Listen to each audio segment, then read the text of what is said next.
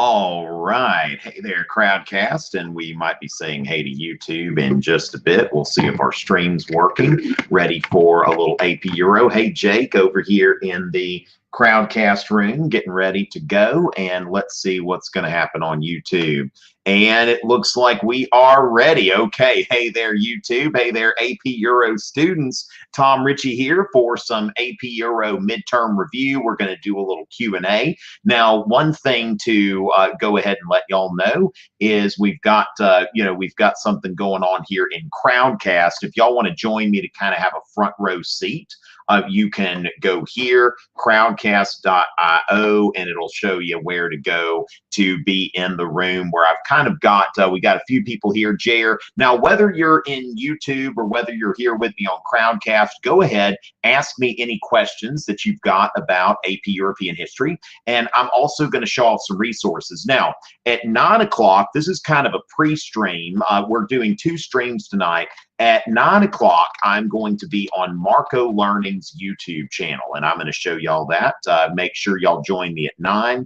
And let's see. Also want to show you something here. Okay, so I'm going to show you a couple of resources here. So let's go ahead and make sure everybody is signed up for Marco Learning's YouTube channel. Okay, so Marco Learning's YouTube channel, let's try to get them to 10K by Christmas. They're getting there. So youtube.com/Marco Learning. I'm going to be broadcasting from there at 9 with John Muscatello, the CEO of Marco Learning. And then I want to show y'all some of these study guides as well. Okay, so we've got some topical study guides available if you go to marcolearning.com/AP Euro. So that's something that you may want to take a look at. Now, there's also the free study guides. Okay, so that's something I'm going to show you as well on their website. So be sure to go to marcolearning.com, also youtube.com/Marco Learning if you want to see the second stream. And let's see, so social studies guides, okay, or social science or whatever they, oh wait, oops.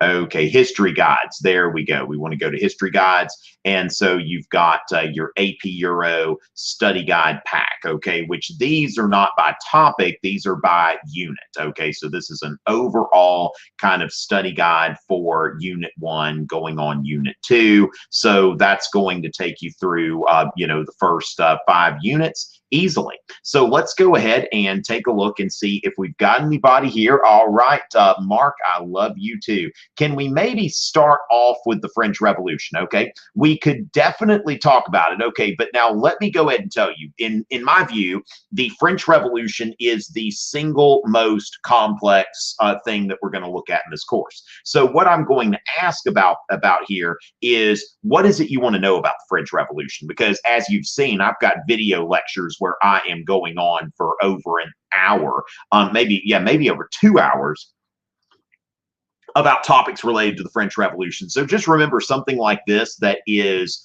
a live event, usually, the more you focus your question, the better you're going to get there. Okay, can I explain social Darwinism? Now, as far as that goes, social Darwinism is not really within the first semester framework. So that is not the first question I would think about answering. But at the same time, social Darwinism is in some ways kind of an extension of classical liberalism. It's also an extension of Darwinian evolutionary theory that we're seeing, in science in the late 19th century. Now, most of y'all aren't at social Darwinism yet, but basically it is a theory that brings Darwinian principles to society and to society and economics, and basically the principles of competition and also the principle of non-intervention. Okay, and so as far as that goes, let me go ahead and can I review for the Renaissance? Now, Rosie, remember you can go to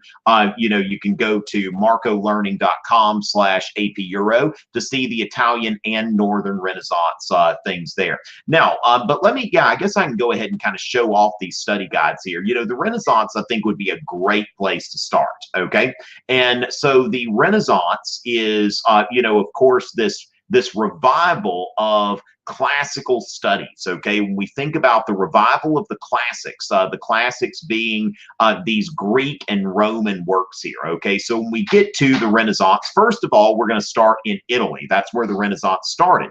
And so the Italian Renaissance was a rebirth of interest in classical antiquity. Now we're thinking about the classics, that's about ancient Greece and Rome. Now, one of the things that we're going to see happen over the course of this, of this semester, we've seen really the development of what we call capitalism. Okay, this is an economy where where it is based on the ownership of capital, rather than an economy with, when you think about pre-capitalist economies like feudal economies, and more traditional economies like this, where a lot of your economic clout is based on who owns the land or something like this. But capitalism and modern banking techniques beginning to develop at this time, and the city-state of Florence. We want to note that the city-state of Florence is a major, player in this, that had been overshadowed by Venice,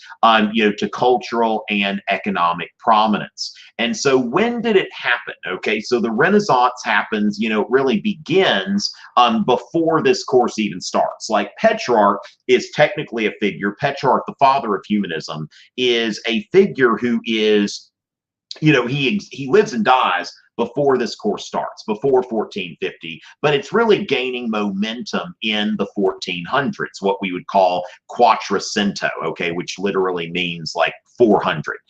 But before, the 1400s or 15th century. And, of course, we want to understand the fall of Constantinople in the sense that, it spurred not only the age of exploration by compromising the land route, but also brought scholars. Greek scholars went to Italy with their knowledge of Greek classics. Now, as far as when did it happen, we want to think about the High Renaissance, about 1495 to 1530. Now, that's basically 1500 plus or minus a few years, okay? So as far as that goes, we want to understand humanism, okay? Now, of course, we want to note that humanism is, first of all, human-centered, okay? So instead of thinking about like the medieval universities where logic and theology loomed large there, that if you were studying at a medieval university, you were getting a lot of training in logic, a lot of training in theology. But the thing is, you didn't spend as much time, studying the subjects that really tell us the most about human beings, okay? History, philosophy, literature. And the goal here is to think about people who are going to be in positions of political leadership, and also something that can help someone in just about any line of, work, producing well-rounded people. Now, during the Renaissance, we start to see the development of secularism. Now, secularism is something that we want to understand in terms of secularism is not anti-religious or anything like that. In fact, a lot of the Renaissance humanists, they were what you would call secular Christians. They were people who were Christian in belief, but also believed in elements of a secular society, a society that is not, where every aspect of it is not controlled by the church, which the United States is a religious country in a lot of ways, but also a secular country, okay? The reach of religious organizations usually stays within the sphere that we're used to. And so one thing we want to understand as well is that the printing press, the role of the printing press here, and that the Catholic Church's control over information is weakening, and the church is going to have less control over intellectual life because of this. Okay, so you see here that we start by giving you the broad overview. We go into some key terms. Remember, patronage, the Medici family. In the bottom left-hand corner, all of these guides follow, something of a template. In the bottom left-hand corner, I usually have something in terms of some kind of skill-based observation. Okay, we're talking about reasoning skills. So in this case, continuity and change. Whereas if we look at this one on the Northern Renaissance, thinking about comparison, okay, how we compare things. So in the sense that the Italian Renaissance represented significant cultural change because due to increasing secularism, the Catholic Church exercised less direct control over education, the arts, and the economy than it had over during the Middle Ages. Now, the Italian Renaissance also represented significant cultural continuity because Italy remained Catholic, and humanist philosophy combined classical and Christian ideas. Renaissance art continued to contain many Christian themes and subjects. So when we're looking at the Renaissance, and there's some other stuff here that I'll let you, you want to read a little bit more about Petrarch, the father of humanism there. And then when we're thinking about the Northern Renaissance, which we've got a whole guide here, I'm, showing you off these, Marco Learning study guides that are available at marcolearning.com/AP Euro. So the Italian and the Northern Renaissance, we want to think about what makes them similar and what makes them different, okay? So the Italian Renaissance and the Northern Renaissance were different because Northern Renaissance humanists were more religious and focused more on social reform, while Italian humanists were more focused on secular concerns and individual achievement. So we see this, which you can see kind of as evidenced by Machiavelli on one hand in the Italian Renaissance, definitely not trying to make society more Christian, definitely not thinking about social reform. The Prince is a book on how to maintain power, okay? So how to rule effectively so that you remain in power. It's not concerned with the ideal state or society that Thomas More was envisioning in Utopia, or when you think about Erasmus in The Praise of Folly, wanting to satirize the Catholic Church in hopes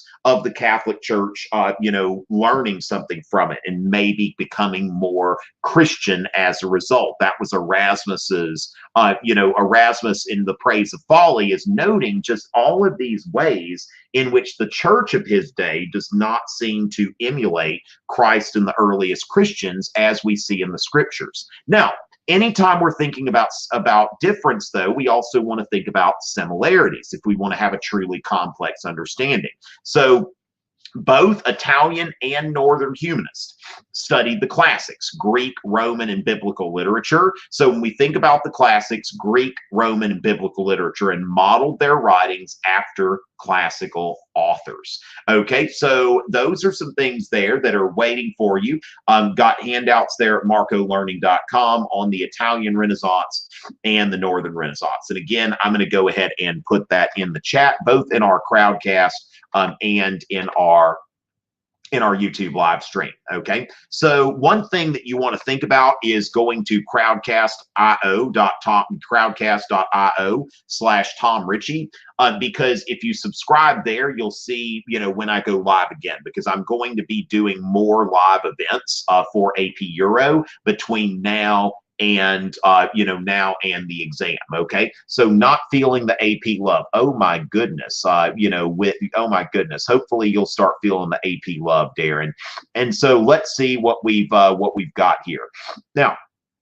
Can I talk a little bit about the wars of religion? Okay, so one thing I want to say about the wars of religion, and somebody asked about Henry IV of France, okay? So the wars of religion, we're looking at the French wars of religion and the 30 Years' War. Those are our two wars of religion. And what we want to note here is that during the Reformation era, religion was a reason to fight a war. Now, by the end of the Reformation era, as we go into the age of absolutism, this is no longer the case. Okay, so what we see in the French wars of religion, we have the French Catholics fighting against the Huguenots. Okay, the Huguenots being a Protestant Calvinist minority in France. Okay, now what happens here is Henry IV, Henry of Navarre, who becomes Henry IV of France. Okay, he becomes king. Now, Henry of Navarre, Henry IV, had been a Huguenot nobleman. Okay, so that was really the issue in France, is a lot of powerful noble families had converted to Protestantism. So, especially in the southern part of France, you have a lot of noble families who were converting to Calvinism, becoming Huguenots. And then so you've got these battles between the Huguenots and the Catholics. Well, Henry of Navarre becomes Henry IV of France, and he had been a Huguenot. But he decides, because France is a Catholic country, he converts to Catholicism. He said that Paris is worth a mass. And, you know, if I can be the king of France, I'll be whatever religion you tell me. Now, this makes him a politique. Now, it looks like politicue, Politiquue.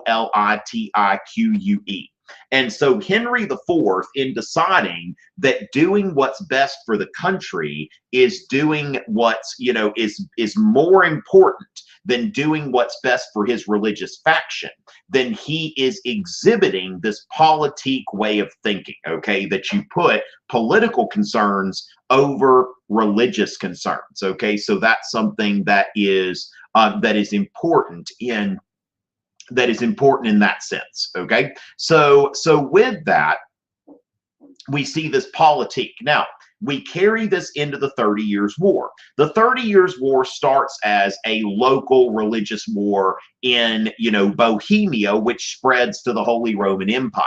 Now, in the third phase, you know, after halftime, I guess, Gustavus Adolphus of Sweden comes in and intervenes on behalf of the Protestants. Now, not so unusual, a Protestant intervening on behalf of the Protestants. Surprise, surprise. But then what happens here is France starts supporting Sweden and the Protestants. And so what the French government has decided to do under Cardinal Richelieu is to take this politique, you know, kind of thinking and apply it to continental warfare.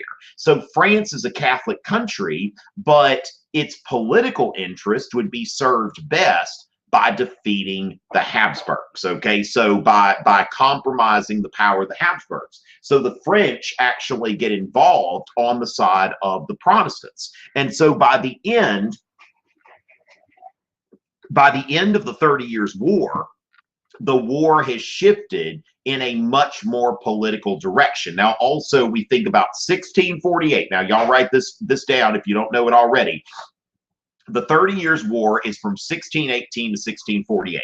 Now, after the Peace of Westphalia, a few things that it does. The Peace of Westphalia guarantees private worship to everybody in the Holy Roman Empire, okay? So it adds Calvinism to the list of religions that can be legalized in the Holy Roman Empire, but it says that no matter where you live in the Holy Roman Empire, freedom of private worship.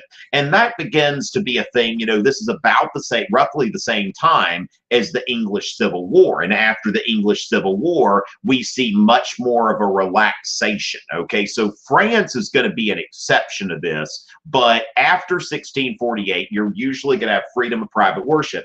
And then the wars of the age of absolutism are going to be much more focused on the balance of power. Okay, much more focused on the idea of the balance of power, and specifically how someone like Louis XIV is a threat to the maintenance of the balance of power. So with that, let's go ahead and, okay, so the phases of the French Revolution, okay? Now, Baroque and Mannerist art, Hannah, I've got lectures on Baroque and Mannerist art, so y'all just, you know, take a look at those. I think those would be great to see there. Now, also, I'll note, you know, Mannerism, AP Euro. Okay, so what I'm going to do here is I've actually got a link to my online lecture notes on Mannerism. Okay, so I'm going to go ahead and put that into the you know, into the chat there. We're going to go ahead and get that out there and make sure everybody's got you know, a link to my lecture notes on mannerisms, or not mannerisms, but mannerism. Now let's make sure that we are subscribing to Marco Learning. They've still got 9.53, you know, 9,530. Let's get that up a little bit, okay? I want y'all to go to Marco Learning's YouTube channel, youtube.com/Marco Learning. Let's see, you know, a few more subscribers on here, because remember, I'm going to be on this channel with John at 9. Okay, so going from there, let me go ahead and look up, you know, we think about the phases of the French Revolution. Okay, let me just run in here and I'm going to find something and give y'all a link to it because it's something that I've been working on here. Let's see. So the French Revolution, who was the most recent client I was working with here? All right. So, you know, actually remember through my website, I do online tutoring, like one-on-one kind of stuff. And so I want to find something here that I was working on recently with a client. So y'all just give me just a second because I'm finding some good stuff from the French Revolution that I'm going to be throwing y'all's way in just a second. But I think that this is going to be a little bit better for you. All right. So causes of the French Revolution, the estates, and then going into the phases. Okay. So let me go ahead and just run in here. This is going to be worth the wait, y'all. This is going to be worth the wait. All right. So let's see, AP Euro. All right, I'm going to put that in there, and then we're going to make a little drive thing for y'all to be able to do. All right, so let me go ahead and Google Docs, and let's see.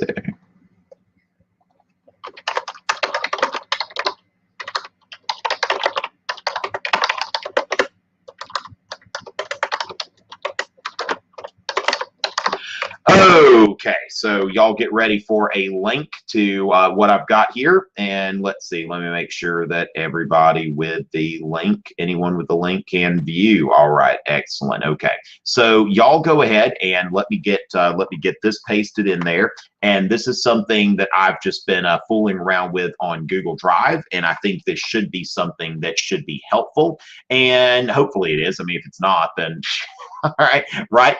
Okay, so let's go ahead and take a look at some stuff that I've got here on the French Revolution. And y'all are welcome to use this to your heart's content if you think that that it's something that'll help you out. So let's see if we've got a few people coming in here. All right, so with that, first of all, I'll start with some causes of the French Revolution. You can go from the French financial crisis. Now, the financial crisis has a few different, I would say there are three different elements to this French financial crisis. First of all, France had not done so well in wars. Okay, France had lost the 7 Years' War, where they basically lost their North American colonies. They had given military and financial aid to the American Revolution, and this strained France's finances. You know, France is basically running a charity helping the United States just because they don't like the British. Okay, and so with that, the royal family, the second part of that, the royal family lived in inordinate luxury at Versailles. I mean, it was very, very expensive to maintain this royal family and royal court. Now, not that like this is the only expense in the French finance, you know, in the French budget, but it was something that was seen as a problem, and definitely, you know, when you think about maintaining that kind of luxury isn't cheap. Now, the other thing here is we want to note here that you have a failure to tax, okay? As much as people talk about like the wealthy paying their fair share of taxes in the United States, 60% of taxes in the United States are paid by the top 5% of earners. Okay, so let's imagine that we exempted the top 5% from paying taxes, and that would mean that 60% of the tax is gone. And so the nobles, who weren't always the wealthiest people in France, but certainly held a great deal of the wealth and the income, the nobles did not have to pay a lot of the taxes. And so France was badly in need of tax reform, but the nobles would not agree to it. Now, also, you've got some, you know, some carrying over the economic reasons, the poverty in the lower classes. Okay, grain shortage from these bad harvests, a higher cost of living with increased prices, and at the same time, wages are getting lower, okay, for the working class at that time. So from there, the rise of the bourgeoisie, you know, there's this aggrieved class that's coming up that's getting economic clout, social clout, but not political clout, and they're not happy about that. So the Estates General, of course, is divided into the estates. Now, from you know, the other level, we also want to note the influence of Enlightenment philosophy. So that's something I think should be helpful to y'all, and we will, you know, we'll get that going. So so with that, let's go ahead now and go to the estates. Okay, so so from there, let's look at the estates. Now, the first and second estates are pretty, pretty easy to see here. Okay, so the first and second estates, the first estate is the clergy. The second estate is the nobility. Okay, so let's see. I need to get my screen going again. Just want to pull something up real quick. All right, so let's go ahead and let's see, get that screen sharing again. All righty then. Okay, so with that, let's go back over here. And so the second estate's the nobility. Now, note that the first estate includes, bishops and parish priests. The bishops tended to be of noble birth, which, was kind of a thing in France. And so the first and second estate make up about 3 to 5% of the population.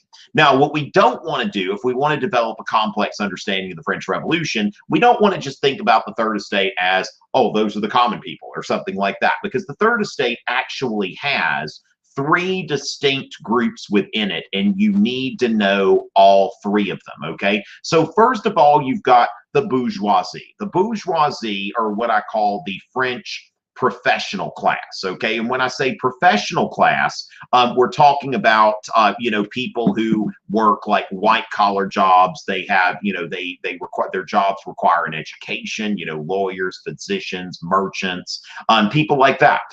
Now going from there, I don't know if any of y'all have read, which I'm going to do some Instagram shout outs before this thing finishes, but I made some memes, and I've got a few French Revolution memes in here. Oops. Okay, so I've got a few French Revolution memes that I put in here since a lot of y'all have been studying that. Abbé Sieyès, who wrote, "What is the third estate?" What is the third estate? Everything. What has it been until now in the political order? Nothing. What does it wish to become? Something. Okay, and so that is Abbé Sieyès. What is the third estate? So I got Baby Yoda over here, me thinking the idea of the third estate is pretty uncomplicated, and I don't need anyone to explain it to me. Then we got a couple more French Revolution memes there. Jean-Paul Marat is taking a bath. Charlotte Corday, and then Napoleon launching a routine invasion of Russia, and there we go, the Russian winter there. So with that, let's go ahead and get back over here, just noting, and remember, I'll do some Instagram shout outs if anybody's not following yet.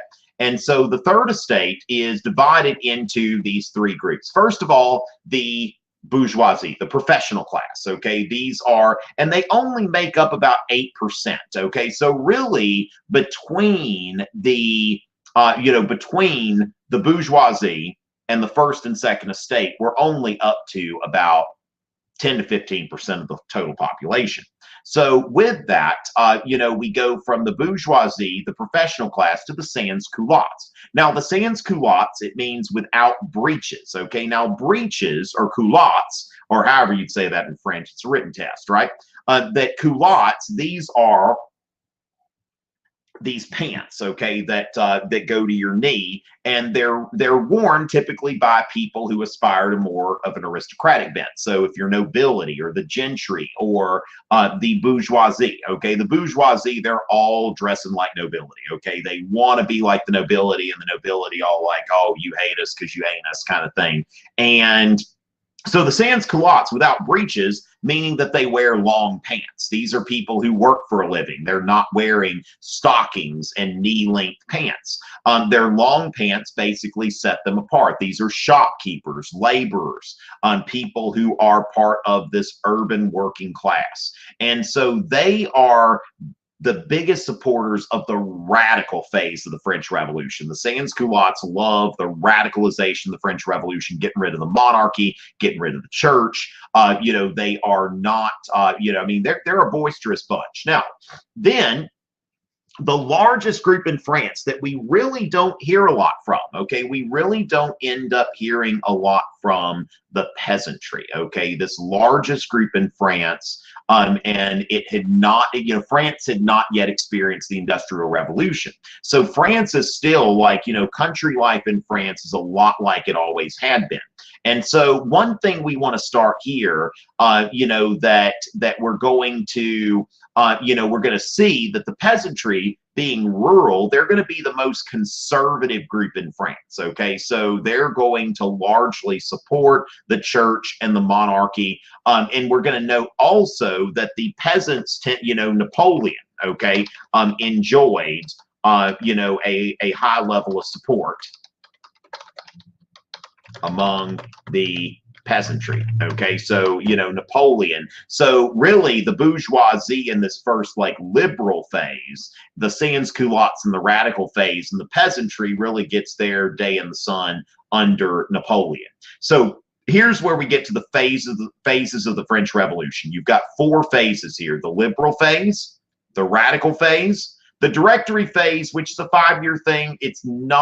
This is going to be least relevant to a survey level course. It's very rare that you're going to be in a situation where, oh gosh, I wish I knew more about the Directory or something like that. You're probably not going to, run into that kind of thing there where you're like, gosh, I wish I would have learned a little bit more about the Directory. So the liberal phase, where we see the Estates General, the National Assembly, Declaration of the Rights of Man, decrees of August 4th, civil constitution of the clergy. This is really like a modest revolution. They're trying to create a constitutional monarchy on the British model that would establish a national legislature, get rid of aristocratic privileges, the decrees of August 4th, promote civil liberties, freedom of speech, press, all of that, and equality under the law. Okay, and so with that, that's the liberal phase. Now, then there's the radical phase. That's where the guillotine, heads being cut off, Robespierre, and that's where you see the establishment of a French Republic. Okay, and from a French Republic, you're going to see the the reign of terror. Okay, and so you're going to see that you're going to see that there, and we want to see that that now. So the Directory, and then you see the Napoleonic phase. Now, the Napoleonic phase, you want to think about some things like the Concordat of 1801, which, Napoleon reinstated the Catholic Church. We also think about the Napoleonic Code. Now, note that he's going to reinstate the Catholic Church as the majority religion, not like the national religion or the state religion or something like that. There's going to be religious toleration for other faiths. Okay, so that's going to be something that is important. And then the Napoleonic Code. Now, let me run in here actually, and I'm going to grab one more thing to put in this document. I was working with a client recently, and I was also going over something. There's a common question that we get that is focusing. Okay, so there's a common question that we will get sometimes. Let's see, actually, there's the French Revolution Review about, did Napoleon complete the French Revolution or did he compromise the French Revolution? Okay, and so this is something I want to just chat with you a little bit more about this. Okay, so what were the principles of the French Revolution? And I think that is an important thing to kind of ponder when you're thinking about, what was the French Revolution about? Because if you're going to determine whether, if you're going to determine, whether Napoleon upheld the principles of the French Revolution, so the French Revolution, or now, what are we talking about here? Barty, I don't know what we're talking about there. So the principles of the French Revolution is what you would need to know if you were going to ask, like, did Napoleon advance the principles of the French Revolution, or did he compromise them, or basically undo the French Revolution? So this is something where I've got a few things here. We think about like representative government, equality under the law, liberalism, and nationalism. Those are 4 that I would pick a couple of those. If you're trying to evaluate Napoleon, I would think in those terms. Now, if we're thinking about representative government, certainly Napoleon is not allowing, constitutionalism to flourish, in the sense that, France technically has a constitution, but it makes him an all but absolute ruler. And so Napoleon's ruling with dictatorial authority. So if that's the case, probably not. And then equality under the law. Okay, so that could be something there, but we're going to note, in most cases, the Napoleonic Code did recognize equality under the law. Now, of course, women did not have equal rights to sue for divorce under the Napoleonic Code, and slavery was reintroduced in the French colonies. So, although there are a lot of ways in which Napoleon advanced the principle of equality under the law, definitely not something that he had a perfect record on, especially if we're putting on our 21st century glasses. Now, then liberalism and nationalism. Now, when I think about the French Revolution, I tend to think of it in the context of these two principles, okay? That when I'm thinking about the French Revolution, my favorite, way to how I usually explain it is to think about these two terms, okay? That the French Revolution is advancing the ideas of liberalism and nationalism.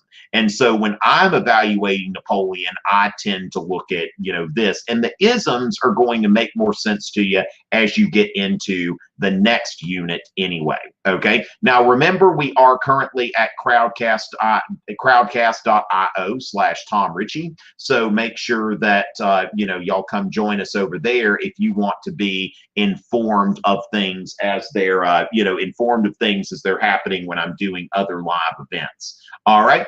And so where is the document link? Okay, so to the Google Doc, I'll throw another link to that Google Doc up there. No problem. I'll go ahead and put that into the chat.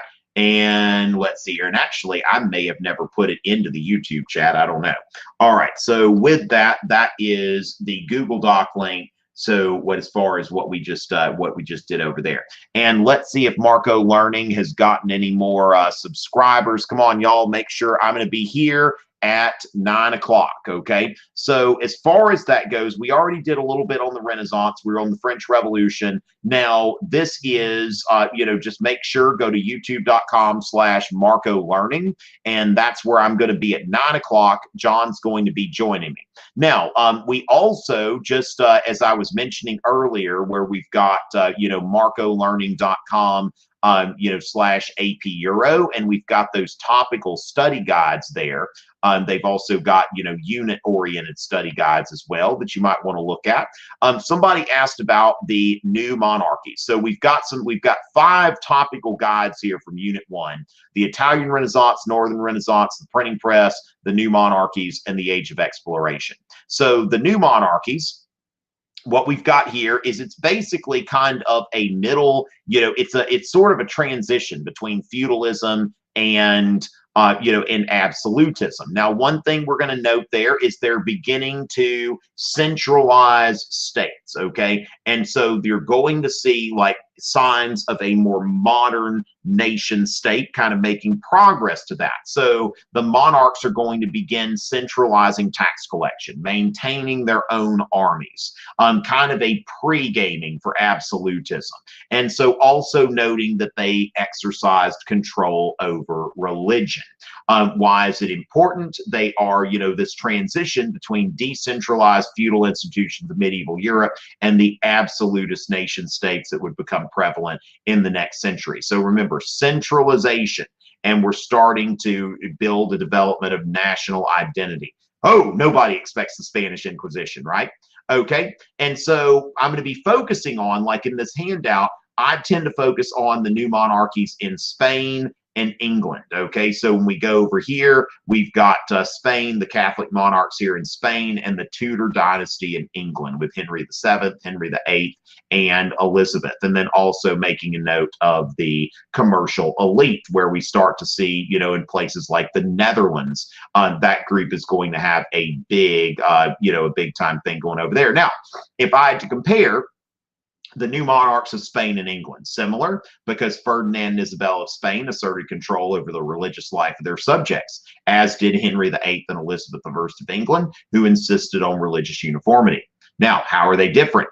In Spain, the monarchs used their power to defend and strengthen the Catholic religion, while the English monarchs cut ties with the Catholic Church in order to assert a more independent religious authority. Okay, so as far as as far as that goes, we've got that. All right, so going from there, let's see. All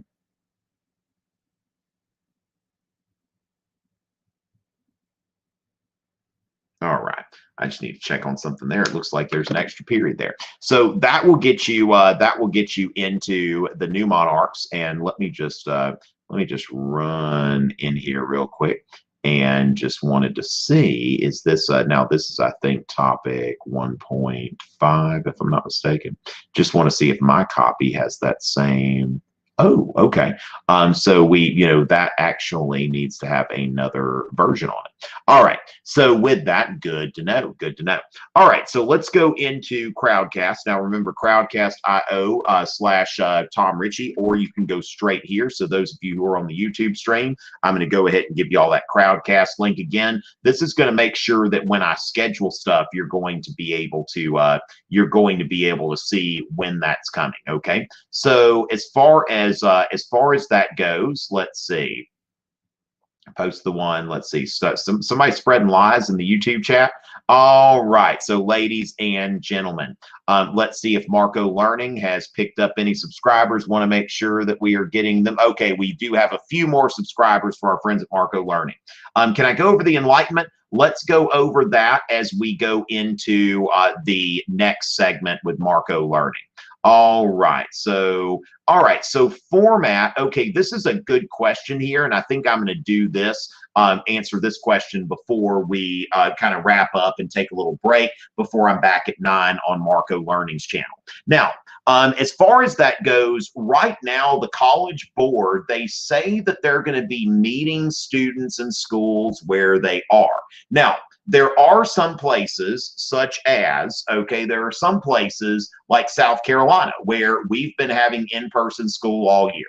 So places that are having in-person school, from what the College Board is signaling us right now, they are prepared to give a full AP exam. Now, on the other side, it looks like they're also prepared to do some kind of online format that, for schools that if they aren't meeting in person in May. Now, remember, the coronavirus situation will probably be a lot different in May because, the vaccines are coming out now. So people are going to be getting vaccinated over the next several months. They're also, by the time May hits, we're going to have good weather. People are going to be out in the sunlight. Their immune systems are going to be healthier. Right now, during the winter, we're having a massive spike. That's how things happen in the winter. So it's going to be tied, it looks like to me, to whether your school is attending in person or not. Okay, so if your state and local government authorities are saying that it's safe to be in school, then you're probably going to be taking an in-person exam. Now, what I would also say is I don't think we're going to see that 45-minute fiasco again. I think that was just a one-time thing. I don't think that that's going to be the case. So if you're thinking, oh yeah, all I'm going to have to do is write a DBQ, that's a shortened one, right? Probably not. Okay, so this is going to be something that, we'll continue to monitor the situation. But I think we're probably going to have a better picture regarding the exam around March. That would be my my take there. And so as far as that goes, let's see, isn't it yeah, I don't know how they'll do that in terms of the online exam versus the in-person exam if they did it that way. Again, everything we're doing right now is pretty much guesswork. I don't know if maybe there'd be something that would differentiate people who took a proctored in-person exam versus online. So with that, and also, gosh, we've got here, Jake, your class is going fast. Positivism is 19th century. So that is something that, yeah, that's 19th century. I've actually got a lecture on that. If you put in Tom Richey positivism, you can see my lecture on positivism. So that's something, hopefully that is something that'll be useful for you. So with that, ladies and gentlemen, at 9 o'clock, I'm going to be on Marco Learning's YouTube channel. Okay, so make sure to go to youtube.com/Marco Learning. And we are getting them slowly but surely closer and closer to, 10,000 subscribers. So with that, ladies and gentlemen, and make sure, yeah, let me go ahead and do a few, see if we've got any new Instagram followers so we can do a few Instagram shout outs here. Okay. So with that, let's see what we've got here. Lucas, thank you for the follow. Abby Brown, it's cool. Will 07. We've got, Jackson Reed 94. Okay. So then we've got, Natalie, I think probably joined before this. Okay, let's see if we've got anybody. And Bardia Safari. So thank y'all so much. Now also follow at Marco Learning on Instagram and Twitter if you haven't already. So make sure that that you're doing that.